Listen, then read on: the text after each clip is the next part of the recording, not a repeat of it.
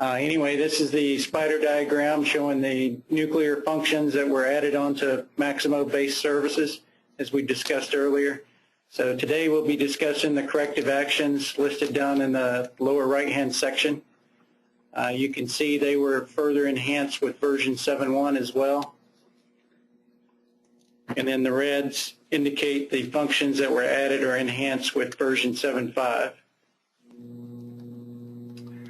So now going back to the overview, the corrective actions were created as a separate object in Maximo based off the service desk functions that were released with version 6 of Maximo.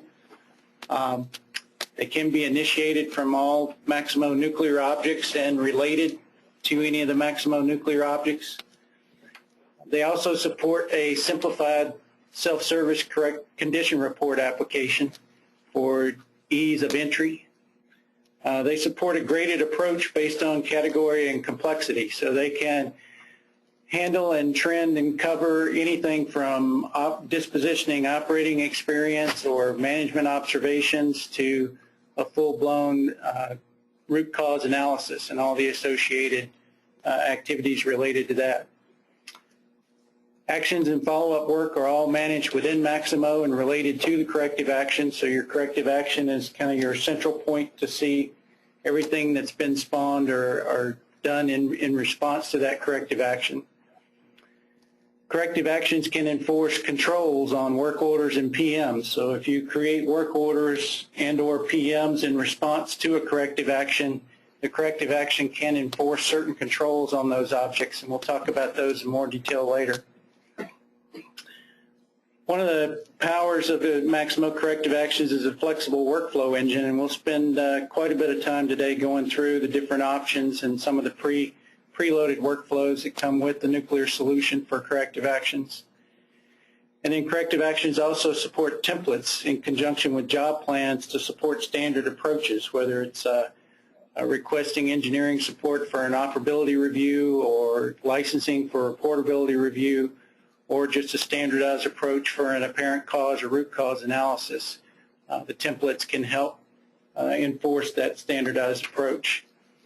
And the one bullet that I realized later that I probably left off of here is one of the other strongest features of the corrective action solution is trending capabilities. And we'll spend quite a bit of time talking about all the different options you have for slicing and dicing the trend codes that can be applied to a corrective action.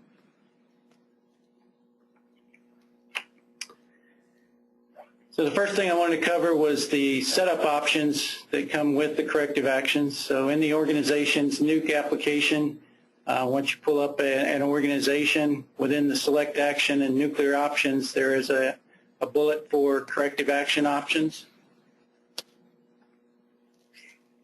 You can see now with version 7.5, these options have all been made site-specific, so individual sites can choose how to set up these options. There's only one option that comes with the corrective action solution, and that's whether or not the corrective action control actually controls the target finish date of the work order that's generated from it. So any work order that's under the corrective action control, the out-of-the-box default says that that work order's target finish date cannot be modified while it's under the corrective action control. If you choose the yes option, then it could be modified normally.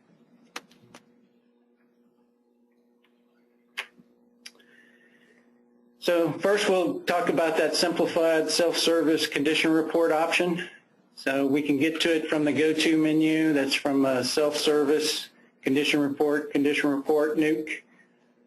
You can also create shortcuts either from your normal application shortcuts, or they can also be launched from the quick insert. One oversight there is, and I've seen this with cloned applications in the past, if you clone an application in Maximo and create a quick insert, there's not an automated setup of the graphic associated with that application. So it's a matter of either copying or setting up a new GIF file on the server and rebuilding the year for that graphic to show up beside the menu option in the quick insert box over there. And we will fix that in the next release. Thank you, Lance. Thanks, Joe. So the next screen shows you the screenshot from the condition report application. And talking with Joe, all these attributes in the screen setup came from the AP that covers corrective actions at 903. Yeah, that's right, Lance. Appendix B to AP 903. So we try and have a basis for these kind of design decisions, and you know, obviously can be modified by whoever is setting up the corrective action system. Thanks, Joe. So the default, reported by defaults to the user that's logged in. They can also log a person affected if it's different than the person that's logged in. If additional action is required, if that checkbox is checked, then the action type becomes a required field. We'll look at the different action types in a moment. The operations shift review required checkbox, that is optional unless the action type is set to plant. So it defaults to checked, and if the action type is set to plant, then it goes to read only and remains checked. You can identify a detection method, the condition tag that might have been hung if it was equipment related in the field. It does default in your plant default insert site, and then allows you to select the asset or location associated with the issue. You can identify the dates as far as the date reported, discovery date if known, or the occurrence date if known. Down the lower left-hand section, you have a description, short description field in the summary, and then the condition details is the long description field. Then you can also record immediate actions taken and suggested solutions, if any. You can also attach documents. Lance, excuse me, Joe? Yeah, I'd just like to re-emphasize that one point you made about the operation shift review required, and I know you're going to cover this later in your presentation, but let's face it, in a corrective action process, that's probably the central aspect of what you really need to achieve, which is to have a real thorough assessment of potential impact to nuclear safety. So you will see as Lance goes through the workflows that are supplied with the product, there's multiple opportunities to get the corrective action up to the control room. But when we went out to the industry and looked at what the owners group folks were doing in terms of self-recognition of the graded approach of corrective actions, that's really the dominant approach we saw, that if something was involved with the plant, any condition was involved with the plant at all, it went up to the control room. So that's the logic behind that feature. Thanks, Joe. Another recent enhancement with the corrective actions is the addition of classifications.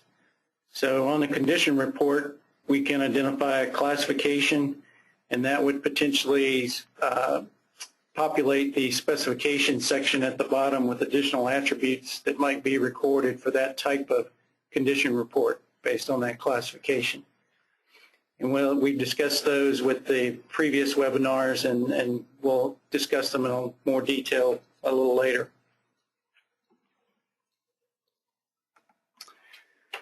So again, looking at those out-of-the-box options for action types, there's a screenshot that shows you the action types that are loaded out of the box, as well as the detection methods. Again, those are standard domains within Maximo, so those values can be changed and or added to as needed. When the user hits the Save button to save their condition report, it opens dialog and gives them the condition report number that was created. And then they have options to either return to their start center or create another condition report. Even though it's called condition report, it actually creates a corrective action record.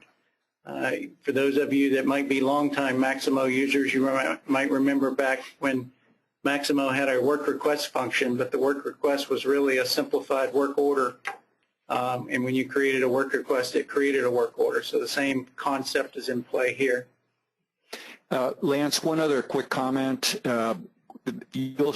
If you've been to some of the other sessions, you know that we have a number of what we call kiosk applications in Maximo Nuclear. And these are applications where we really feel that the particular function is so ubiquitous throughout the plant that you really want to have the opportunity for plant workers to very rapidly enter in certain kind of records. So this is one of them, generating a condition report to go ahead and have a condition brought to the attention of folks that will do the right kind of safety review that should be available to anyone in a plant. So this would definitely be one of the kiosk applications. The other kiosk applications have been a little bit more oriented towards operations and maintenance, but this would be really oriented towards anyone in the plant. Thanks, Joe. So next I wanted to talk a little bit about the workflows that come preloaded with the corrective action nuclear solution. So going to the workflow designer and querying on the object corrective action, we can see there are two workflows that come preloaded with the nuclear solution content. One is a single point of entry for all issues and requests, and depending on its resolution, it can call a sub-process for the CA owner analysis and implement actions process. So looking here, this is the single point of entry workflow that comes preloaded out of the box. As we start the workflow, it goes through a couple of condition nodes to determine what types of reviews are needed on the front end of the corrective action. Based on those assignments and reviews, it can go through and create a work order or be assigned to individuals and sent to the follow-up owner actions sub-process file. So we'll look at some of these in more detail, but in general, you can look and see that the gold diamonds are condition nodes that are making decisions based on attributes on the record. The blue boxes are assignment nodes that are assigning to a role in Maximo, and a role can be an individual that's identified on the record. It could be a person group or group of individuals. So obviously the nuclear solution may not know your organization coming out of the box. So this workflow is intended to give you a starting point that you can go and identify those roles and person groups that should receive these assignments. Couple other special points I'll make, the kind of diagonal trapezoid gray box, those are what are called manual inputs. So normally an assignment box would give a user an option to either accept or reject the assignment. The manual input box is used when you want to give a user more than those two options. So if they need to select from multiple options, they have a manual input that allows that. The box inside a box you see on the right-hand side for show work order, that's what is called a user interaction. So that'll actually open up a dialogue and send a message to the user. And then any of these lines in the workflow can have actions or action groups assigned to them to perform certain actions in Maximo, which may be change the status of the record. It could be create a follow-up work order. It could be to initiate another workflow. So there's a number of different options associated with those. And you kind of see that in the condition nodes for the critical equipment on the right-hand side. So we'll look at those decision blocks a little later, but if it is determined that the condition or corrective action is written against a critical equipment, then the positive coming out of that box would create a service request and notification to the equipment owner. The negative, if it was not critical equipment, would not do anything but go to the next step of the process. Lance, just another quick comment on that. We really urge you to look carefully at this workflow in your process. There really has been a pretty thorough review of the AP requirements, and for example, the one that Lance just mentioned comes out of AP 913 for assignment of sending information to the applicable system engineer if you have a piece of critical information that, if you have a piece of critical equipment that has a problem associated with it. So if you look at the flow, it may not be immediately obvious to you what's going on there, but I can tell you that the best practices of the INPO AP documents are embedded in here, and your implementation consultant will be able to explain those aspects of the workflows to you, or of course Maximo Nuclear product folks such as myself, always glad to talk about why the product is doing what it's doing, and then you make the decision. Thanks, Lance. Thanks, Joe. So the first block I was going to look at in detail is the supervisor review condition node. So as it comes preloaded out of the box, you can see the expression is 1 = 1. So that means out of the box, all corrective actions are routed to the supervisor for review. Using that graded approach, you can develop your own expressions that say corrective actions of a certain level or type, or if it has missing data, might go to the supervisor, or others might bypass the supervisor review and just go on through to the ops review.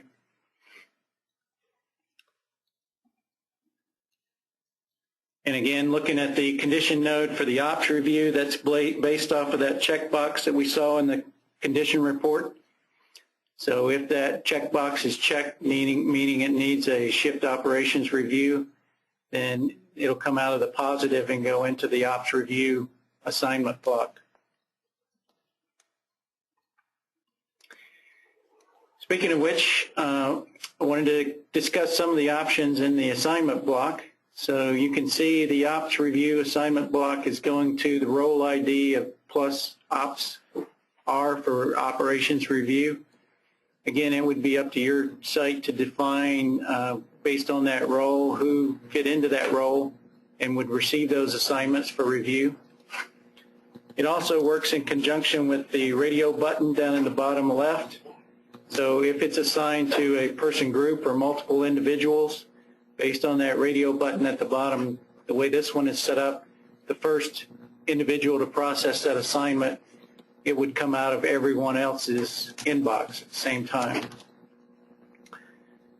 One of the key things that we typically run into in these workflows, especially if you're using Maximo to process corrective actions, work orders, supply chain, a number of different options, is key individuals may end up with a large number of inbox assignments in their workflow.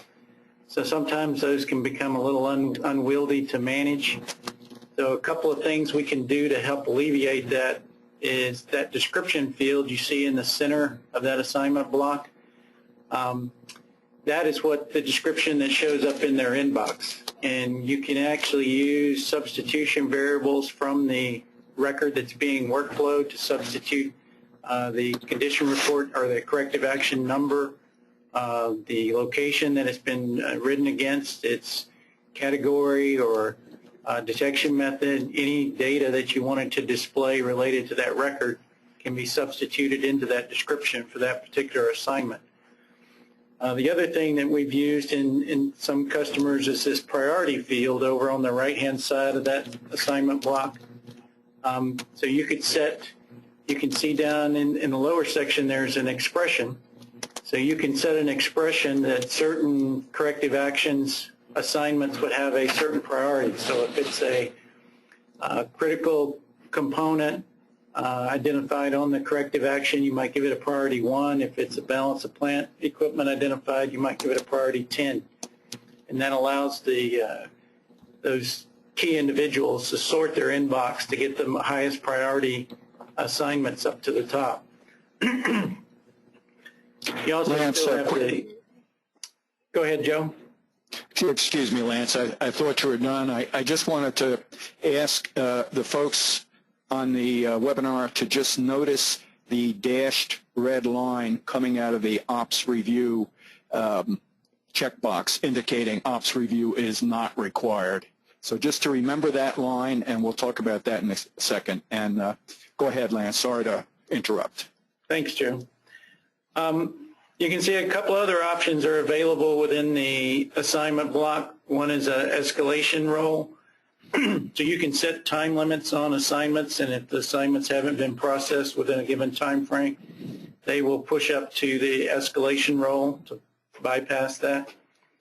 And then you can also have communication templates to have emails sent in regards to this assignment as well. You can see down in the lower right-hand corner of that assignment block, there's a new row, and that's where we can set up multiple assignments within one given assignment block, and you can use that expression to determine which role it gets assigned to, as well as any priority that we mentioned earlier.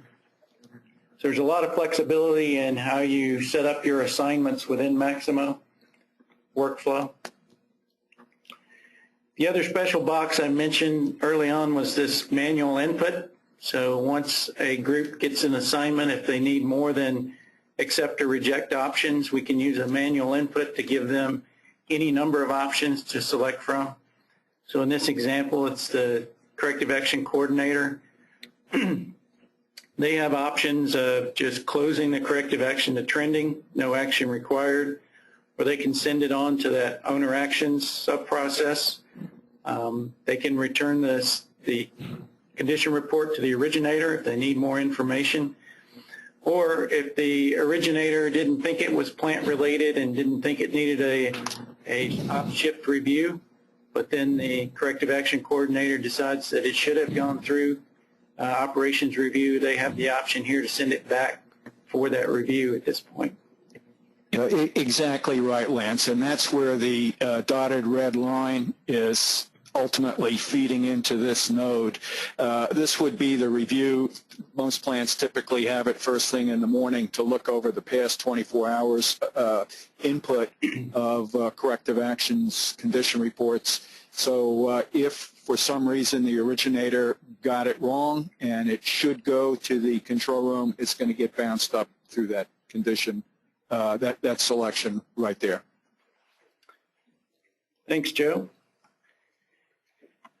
The next screen is just a shot of that owner actions workflow. It's a simplified workflow with analysis, plan, approve, and complete the corrective actions.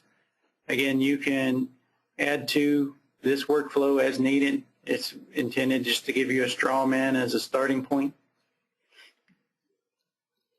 Now, Lance, associated with the single point of entry corrective action workflow, there's actually 9 workflows that go together that really would give you that leg up on implementing the single point of entry workflow. We recognize not everyone is there, but I think it's pretty well accepted as the goal in the industry. And these workflows will really give you a head start in implementing those kind of improvements in your process. Thanks, Joe. So next we'll jump into the corrective actions application. Again, from the go-to menu, there's a corrective actions nuke main menu object. And then under that, we have corrective actions nuke as well as solutions nuke, which would be predefined solutions that can be leveraged. We'll talk about that in a little bit. So this is the main corrective action screen. It looks pretty similar to what we saw earlier in the condition report. And again, if it were originated from a condition report, that data would be visible here. We have a few more options now available on the right-hand side for level, category, and analysis, type of analysis. We have some additional priority fields. We can identify whether we want one or multiple work orders to be generated from this. So a corrective action could either initiate from this screen by hitting the new button, or it could come in from the condition report application. One other thing I'd want to point out here is that the corrective action object is actually what Maximo calls a system level object rather than a site-specific object. So you'll notice in the center of the screen there's a field for asset site. That field is blank. It has not defaulted in. which means I can create a corrective action as a global corrective action that would apply to multiple sites, and then have it spawn additional corrective actions for the individual sites to respond. You can see down in the center portion there's information as far as if a supervisor review were performed on this, who the supervisor was that did the review, date and time, and any comments they might have made. There's a number of dates as well as schedule code information down in the lower left. And then we talked just a second ago about flagging items as global issues that may spawn multiple corrective actions. And then the other difference we have with the corrective action versus the condition report is we have the ability to add multiple assets and locations to a corrective action, and those would carry forward to any follow-up work orders that might be generated. Those global issues that Lance mentioned would be a important fleet management feature. Exactly. So now showing you some of the out-of-the-box loaded values for category and analysis. Again, those are just out-of-the-box values, standard domains in Maximo. They can be changed or added to as needed based on your site's requirements.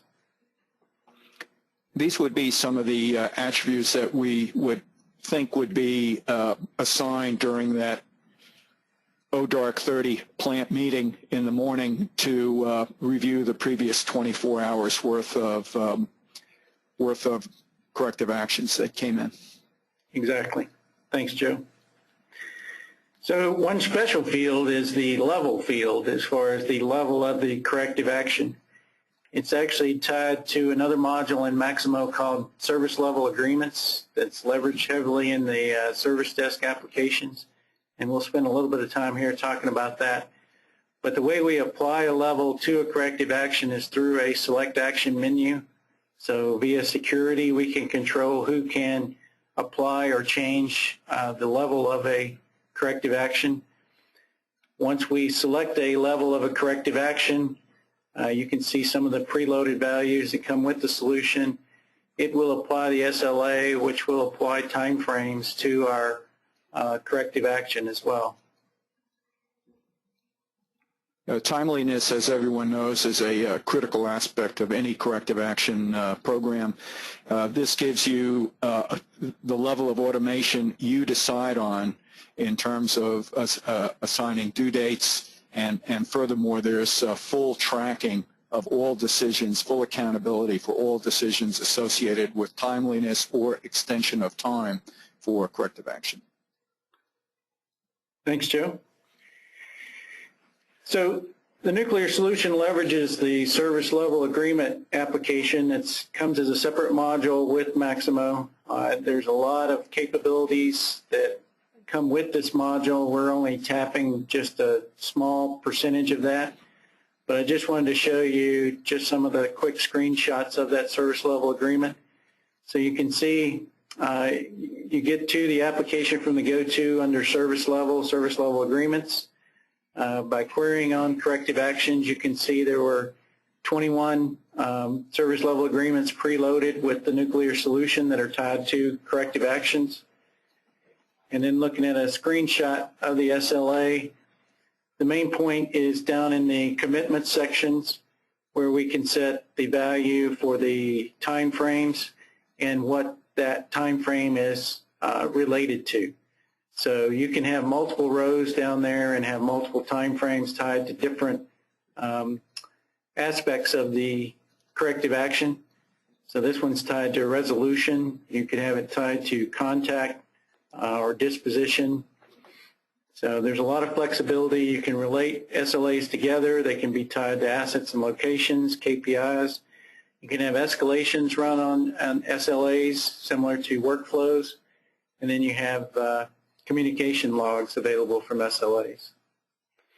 One of the things we've tried to do in the nuclear solution is to actually put some concrete examples right in the product of these great features. I know many folks will have seen a demo from a demo person, and just kind of wave their hands and say, oh yeah, use SLAs to do it.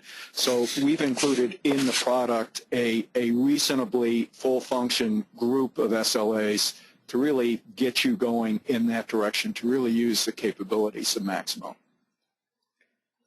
Thanks, Joe. So now we're back on the corrective actions, moving over to the next tab in the application, the screening tab. The screening tab is broken up into multiple sections. You can see in the top section you have your standard header information, and then you also have a screening comments box that can be filled in. The center section of the screen records the operation shift review. You can see all this information is read-only. The way we'll update that is through a select action that we'll look at in just a second, as well as the technical specifications are part of that operation shift review. Yeah, real quick comment there, Lance. That technical specification reference on the corrective action is part of what we call the tech specs framework in Maximo Nuclear, and it's going to be incorporated in future product LCO tracking, which will tie all the objects in Maximo that touch tech specs to your LCOs. Thanks, Joe. So the next section down is activities. Activities are abbreviated work orders. So they fit in the work order table. They can be managed as work orders. And you can have as many activities applied to a corrective action as needed to resolve it. Those can be tied to templates. So you can have predefined strategies and approaches for how to attack a given type of corrective action. And we'll look at those screens in a little more detail in just a second. The last section down at the bottom is time tracking. So there is the capability of tracking time allotted to a given corrective action. That would depend on your site's labor reporting and how it's set up. So the next screen, we're looking at that select action from the corrective action for add, modify, operation shift review. You can see it opens a dialog that displays the information that we saw on the screening tab for the operations review. All this information is also audited, so you can see the information at the bottom. It's capturing my user ID, date, and any memos, and that'll show up in the history of this corrective action that we'll look at a little later.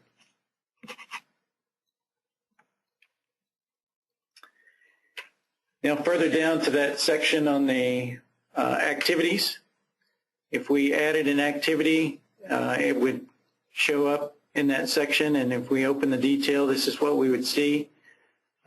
Standard Maximo, when you create an activity or a work order from a ticket, which is what the corrective action is based off of, there's a crossover that defines which fields or attributes get copied from the ticket to the work order object. So that's completely configurable for your site as far as which fields you want to default from the corrective action to the activity. You can see in this case it defaulted to description, location, asset. It defaults in as a status of waiting approval. You can have full flexibility as far as schedule dates and then estimated durations. You can apply classifications, sequences, and priorities. That's the simplified detail view from the corrective action. If you link out to the task and activity applications that manages that, you can see you have a lot more fields available. Since this is based off the work order object, pretty much any field that you have added to the work order to support your implementation can also be exposed on these screens as well as needed. So you can have multiple assets and locations, you can have classifications and attributes, you can capture failure details, failure codes, you have plans and actuals, related records, and full log tab capability. And just to expand on that, looking at the plans tab, you can see it looks very similar to the work order plans tab. So activities can have their own sets of tasks associated with them. Those tasks can have attributes and classifications. You can estimate labor, material, services, and tools. And then any labor, materials, services or tools that get logged to the work order will show up in the Actuals tab, just like a regular work order would. And that's another note is since it is based off the work order object, all these activity records are in the work order table. So assuming you have a standard integration between your work orders and whatever tool you use to manage the plant integrated schedule, these activities would also be available to embed and integrate with that integrated plant schedule.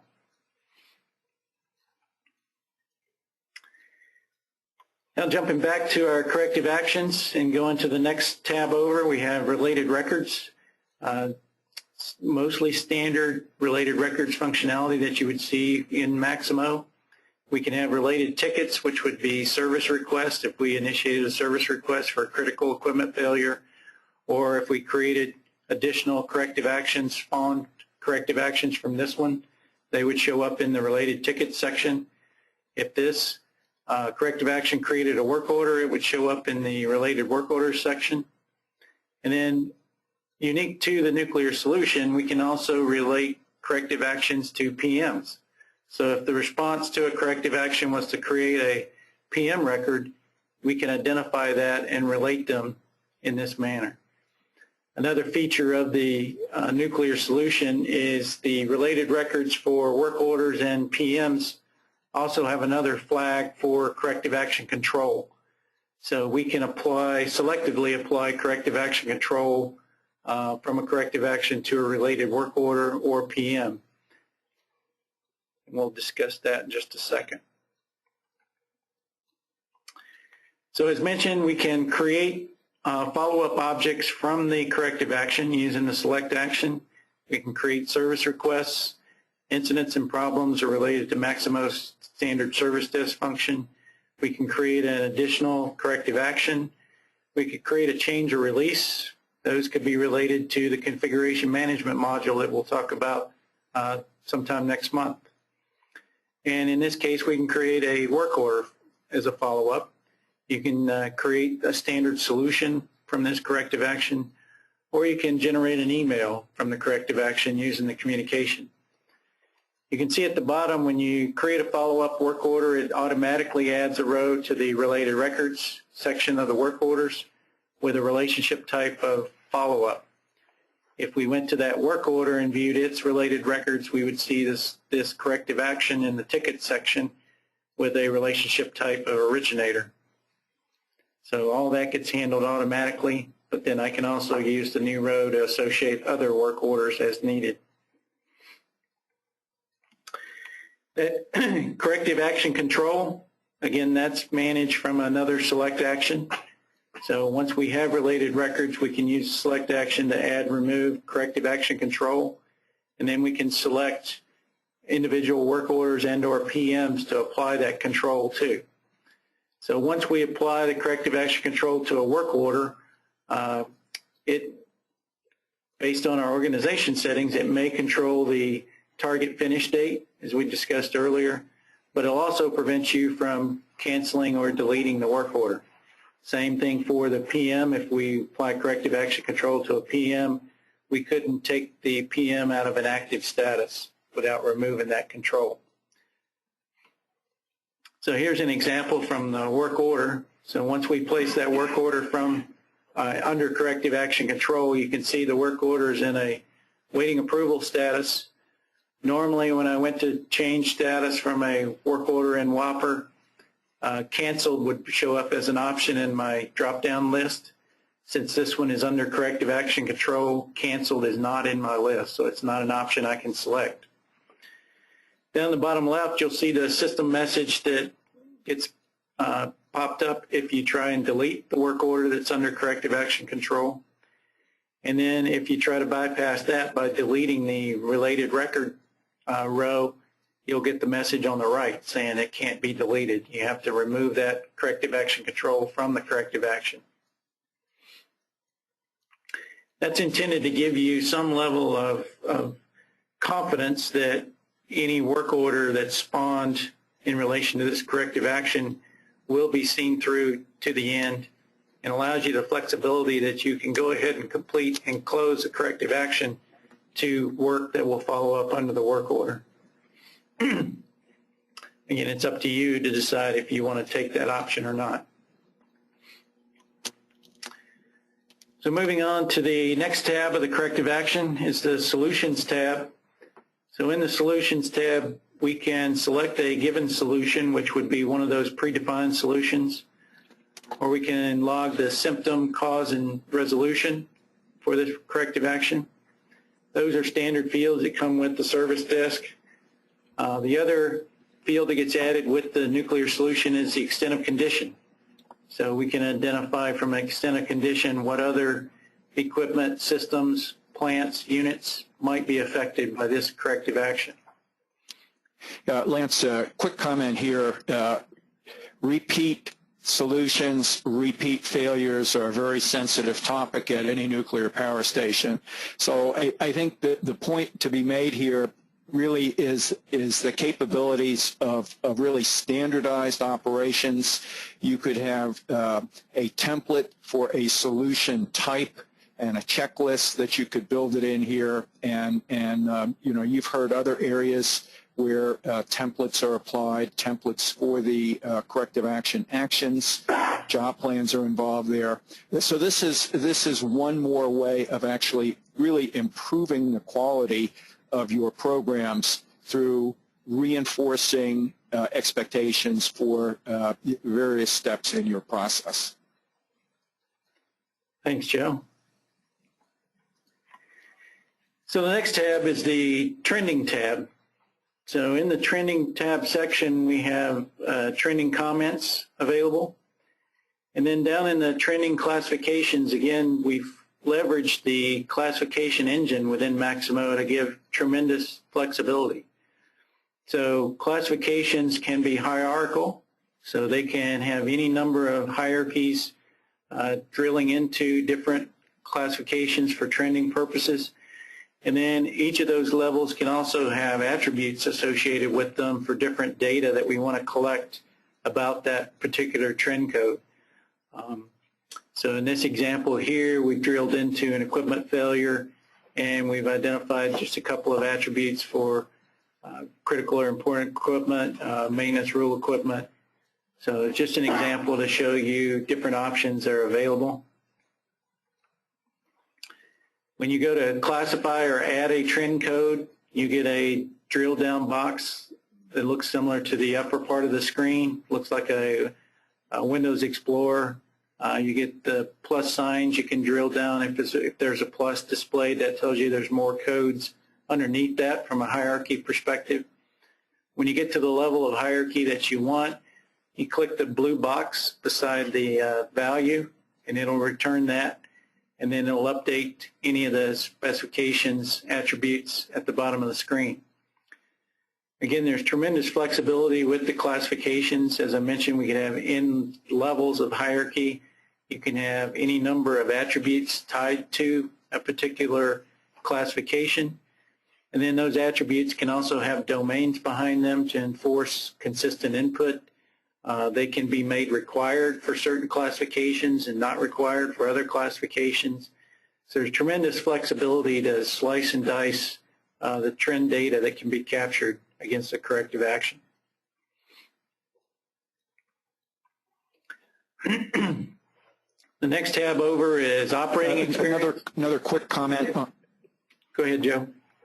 Sorry, quick comment on the trending. Once again, just trying to cover the basis of the AP documents, and the next session, which Lance did mention, AP 929 requires trending various parameters, so really makes this corrective action program, the trending, very suitable for gathering the information and creating the KPIs that are considered best practice in the industry guidance that we have. Thanks, Joe. So the next tab over is operating experience, and again, this kind of shows the full graded approach within corrective actions. You could use corrective actions to disposition all of your operating experience if desired, or you might only use them to capture those that require actions of the plant. So if you wanted to capture all your operating experience, that might be one option for using those solution templates. for standard things that may not apply to your plant, and at least logging and capturing your response to that OE. You could also develop an email listener or interface to pull in the OE automatically and then have it dispositioned. The next tab over is the standard log tab feature that you would see in most Maximo applications. So we can create work logs against the corrective action. If you send emails from the corrective action, they'll show up in the communication log. One of the other unique features that the corrective action inherited from the service desk functions is that when this corrective action creates follow-up work orders, any work logs that are added to those follow-up work orders are also visible from the corrective action log tab. So you can go to the log tab of the corrective action and basically see any work logs for any objects that have spawned from this corrective action. So it kind of gives you a centralized view of all the logs of any related objects. There's a failure reporting tab. So based on the equipment identified, the failure class, we can identify problem. You can actually identify problem, cause, and remedy, which may be a little premature from a corrective action perspective. But in a minimum, we can identify the problem codes. And one of the features of base Maximo related to problem codes that can be enabled in your organization settings is if we identify a particular location or asset on this corrective action and identify a problem code, and there's already an open work order in the system for that asset or location with that problem code, it will pop up a dialog to let you know there's a potential duplicate or this could be consolidated. So that's part of standard base Maximo functionality that gets leveraged with the nuclear solution. And then finally, as we mentioned, the classifications and specifications were added to the corrective action object itself. This gives a lot of flexibility. One example I've tried to demonstrate here is if we wanted to use corrective actions to log our management observations. This is a classification that starts as a management observation with a subclassification of personnel safety. So it has a list of specifications or things that we should observe when going out and doing a personnel safety management observation. Did they perform a tailgate safety review meeting? And that attribute actually has a domain behind it of yes, no, NA. Were all the required safety equipment used with that same domain? And then you have comments fields to document your observations. The comments field is limited to 256 characters, but then you could always reference that additional information is available in the log tab.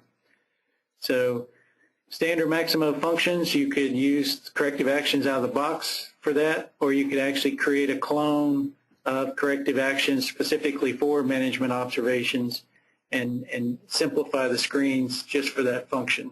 Standard things that you should know from your Maximo implementations. Now I want to take just a few minutes. We're starting to run short on time, but take a few minutes to talk about the ticket templates that we referenced earlier. So ticket templates are standard approaches that we would take for a given corrective action. So here's a screenshot of the ticket template, and you can see down at the bottom we can specify any number of activities that would be associated to that template, and then those actually can leverage job plans. So I did not include a screenshot of the job plan, but in the job plan application you can identify what the job plan is intended to be used for, whether it's work orders, activities, or permits. In this case, we can leverage those that are identified for activities and set up standard tasks, estimated labor, materials, tools, anything needed to perform that standard approach. Another unique attribute of the nuclear solution is the ability to apply multiple templates to a given corrective action. So as a corrective action goes through its life cycle, if I've got a standard template for getting engineering involved for an operability review, I can apply that then I might need licensing support to determine reportability. I could pull in that template, and then further down the road, we determine that it needs to be an apparent cause. We can pull in that template, and it just appends all those together as standard activities to the corrective action. Thanks to the dev partners for helping us see that. So they showed us the importance of the capability of the multiple templates and helped us recognize we needed to put that into the product. So thank you. Thanks, Joe. And finally, I wanted to cover the corrective action history. So standard Maximo, when you have status objects, you typically get a status history. It shows you the statuses that it's been in, who changed it, date and time. In addition, in corrective actions, we also get a supervisor review history. So if multiple supervisors have reviewed this over time, if it loops back to the originator and then processes back through, we don't lose that information. It gets captured in the history as far as who's had their hands on it. Same thing with the operation shift review. If the operations data on the screening tab gets updated later by another user, that gets captured in the history file. And then the ownership history, if ownership is applied to a person group or an individual and that changes over time, that ownership history changes will show up there. And finally, that SLA history for the level of the corrective action. So if the level of the corrective action is upgraded or downgraded at any point in time, that our extensions are applied, then that'll show up in the SLA history at the bottom of the screen. So that brings us to the end of the presentation. We're ready to open it up for any questions. Just got a few minutes left.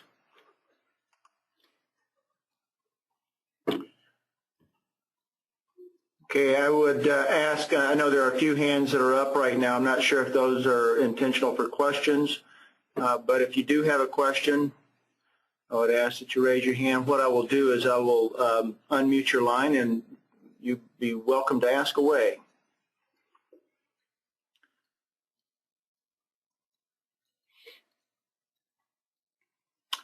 Teresa, do you have unmuted your line? Teresa McCurlis, do you have a particular question?